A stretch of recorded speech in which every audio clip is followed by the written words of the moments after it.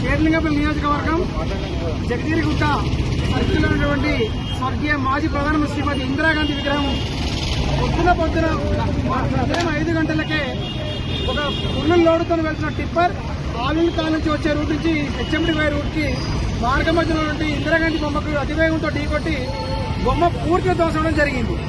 వెంటనే షేర్లింగంపల్లి కాంగ్రెస్ పార్టీ నాయకుల విషయాన్ని తెలిసిన వెంటనే జయపాలన్న గారి నాయకత్వంలో విగ్రహం దగ్గరకు వచ్చి వెంటనే విగ్రహం చూసి పోలీస్ స్టేషన్ కు వెళ్లి పిటిషన్ ఇవ్వడం కూడా జరిగింది.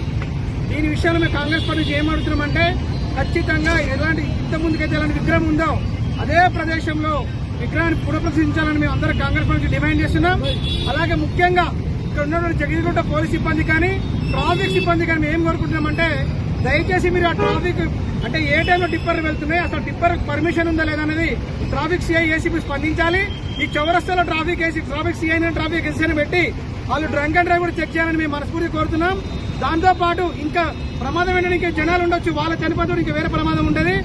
కాబట్టి ఒక మాజీ ప్రధానమంత్రి విగ్రహం కూలిపోవడం చాలా బాధాకరం. ఇలా మేము షేర్లింగంపల్లి కాంగ్రెస్ పార్టీ తరఫు నుంచి చాలా బాధపడుతున్నాం. కాబట్టి ఇమీడియట్లీ వాళ్ళపైన చర్యలు తీసుకొని ఆ టిప్పర్ సీజ్ చేసి ఆ ఓనర్ పైన కేసు బుక్ చేసి ఆ యొక్క ఉన్న ప్రదేశంలో సేమ్ విగ్రహం అలాంటిది పునఃప్రశ్నించాలని కాంగ్రెస్ పార్టీ నుంచి డిమాండ్ చేస్తున్న ఈ సందర్భంగా తెలియజేస్తున్నాం.